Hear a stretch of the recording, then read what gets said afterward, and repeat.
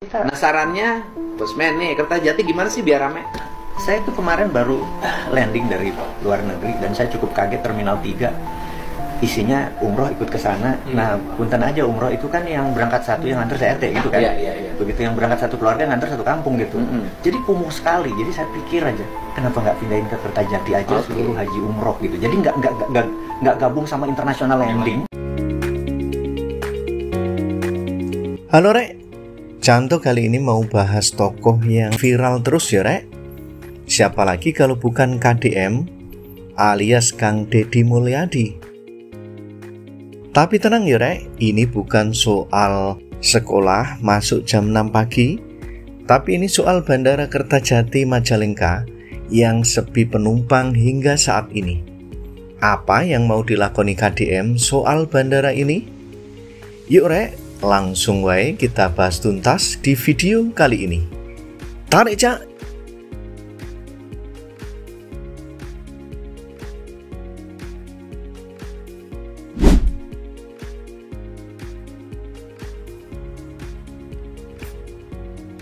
Rek, Bandara Internasional Jawa Barat alias Kertajati ini dibangun megah banget ya Rek.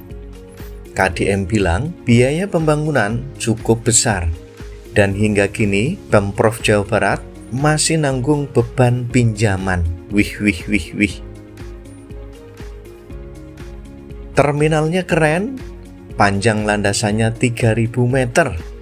Bahkan termasuk landasan terpanjang kedua di Indonesia setelah Soekarno-Hatta. Tapi piye nasib Rek? Waktu awal-awal dibuka tahun 2018, bandara iki malah sepi. Maskapai pergi, penumpang minim, bahkan tahun 2020 cuma nglayani sekitar 18.000 penumpang tok. Padahal kapasitas bandara ini bisa sampai 5 juta penumpang per tahun Rek. Alasannya yo wajar, aksesnya dulu susah, tol Cisumdawu durung rampung, wong Cirebon, Indramayu, Majalengka malah mending ke Soekarno-Hatta, Jakarta. Tapi saiki beda cerita ya Rek. Tol Cisumdawu rampung medio 2023. Sekarang dari Bandung ke Kertajati cuma butuh waktu 1,5 jam. Artinya potensinya gede ya Rek, tinggal digarap serius.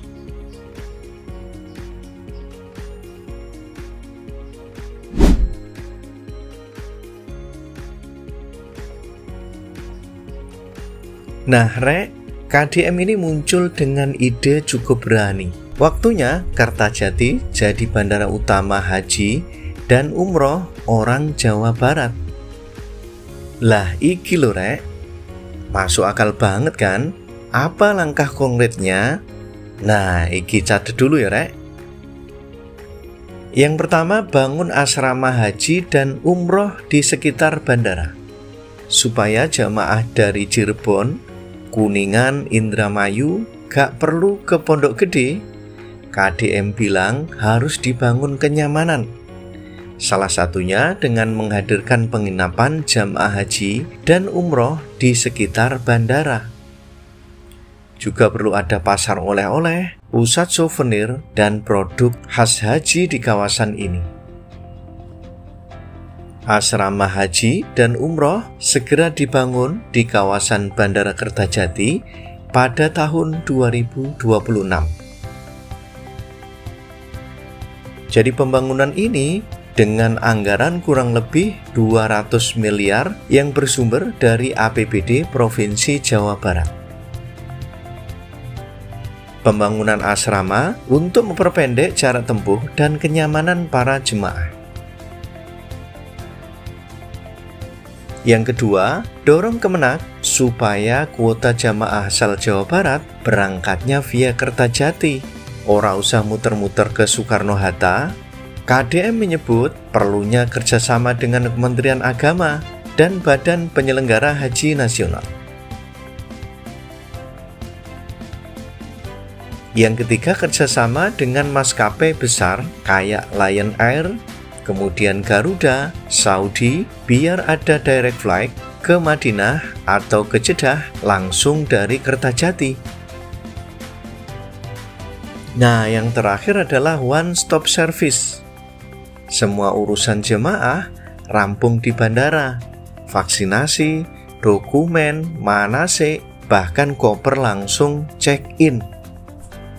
Dan perlunya kampanye ke travel umroh dan Pemda supaya arahkan jemaah lewat Kertajati. Wong deket kok rek, nggak repot ya.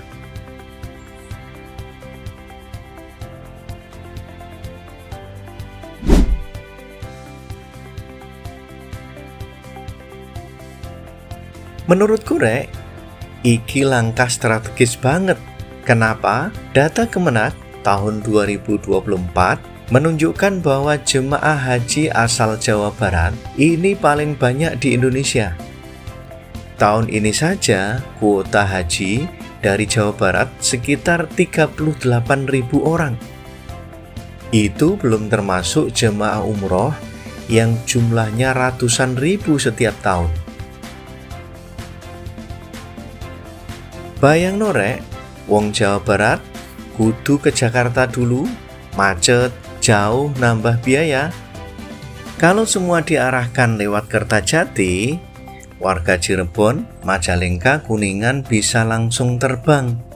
Kemudian travel agent daerah bakal rame. Kemudian logistik, UMKM sekitar bandara juga bisa tumbuh. Bandara Kertajati nggak sekedar monumen megah, tapi aktif melayani umat. Tapi inget ya rek, tantangannya juga gede. Infrastruktur penunjang kudu siap, hotel, transport, asrama, klinik. Kemudian koordinasi pusat daerah harus kompak. Sosialisasi harus masif ya rek, supaya travel agent dan jemaah paham. Rek, langkah KDM ini menarik tenan.